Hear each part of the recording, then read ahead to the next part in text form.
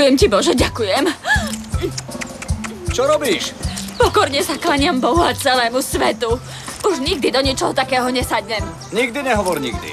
Čo sa stalo s tou vysielačkou? Neviem, z ničoho nič odišla. Zrazu odišla. Nevrav. A aké prekvapenie pre mňa teraz pripravuješ? No, pohľadáme nejaké drevo. Na čo? Veď tu musíme stráviť noc. Áno, jasné. A kde sú kamery? Čo je Sme to s ako v tebou? Hollywoode. Tebe to rýchle klesanie udrlo asi na mozog, Čo nie? vymýšľaš? Nestravím s tebou noc na holej lúke ani za Tak ma počúvaj. Niečo ti poviem, Monita. Dúfam, že ma pochopíš. Mali sme poruchu, pristáli sme. Vďaka Bohu všetko dopadlo dobre, si v poriadku. Nič ťa nebolí. Bolí ťa niečo? Nie. Takže ťa prosím, skús sa trochu ovládať, dobre? Áno, môžem sa ovládať, keď pre mňa nájdeš čistú posteľ a niečo pod zub. Čo je? Kam ideš? V okruhu 100 kilometrov nič nie je. Áno, ako to vieš? Vyrátal som si to. Ty si vyrátal? Tak Áno. prečo si nevyrátal, že lietadlo spadne? Pozri, pred odletom som všetko skontroloval. Počula si, že som hovoril s vežou. Mali sme palivo, nedokážem pochopiť, čo sa mohlo stať.